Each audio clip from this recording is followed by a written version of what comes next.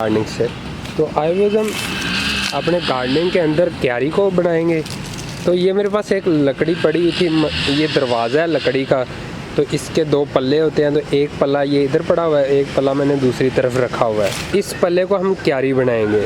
तो क्यारी बनाने के लिए मेरे पास ये लरें अवेलेबल थी, ये भी घर के अंदर ही पड़ी हुई थी। तो ये अभी एक साइड पे मैंने ये वाली लरें लगाई हैं।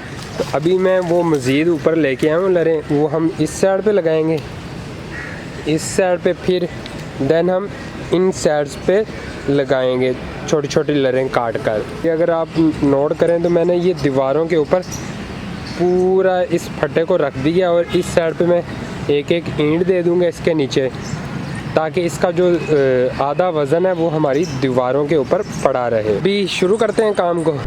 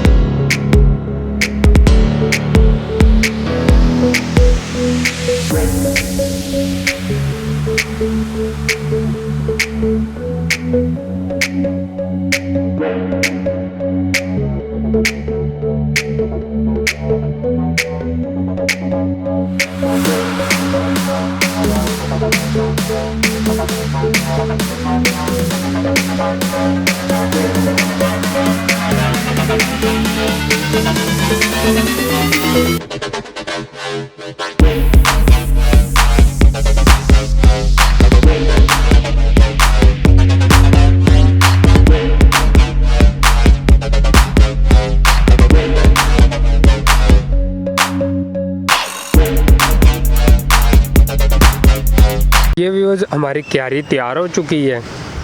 तो ये आप क्यारी देख रहे हैं, इसके साइडों पर मैंने फट्टियाँ लगा दी थी सारी की सारी, और काफ़ी बड़ी हमारी क्यारी तैयार हुई है। ये घास वगैरह हम क्यारी के बेड के ऊपर बिछा देंगे और इसके ऊपर हम मट्टी को डालेंगे। ये मैं इसीलिए कर रहा हूँ, एक तो मेरा किचन गार्डन वो साफ़ हो जाएगा, और दूसरा ये जो घास ऑर्गेनिक खाद नीचे बन जाएगा।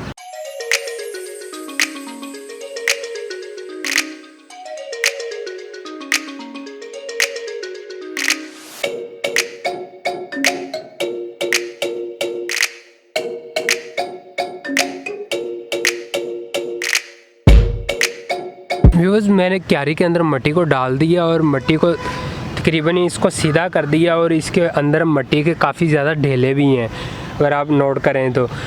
अब इस क्यारी के अंदर मैं पानी को छोड़ूंगा, जो इसके अंदर एयर बबल होंगे वो बाहर निकल जाएंगे और मट्टी हमारी मज़ीद नीचे बैठ जाएगी।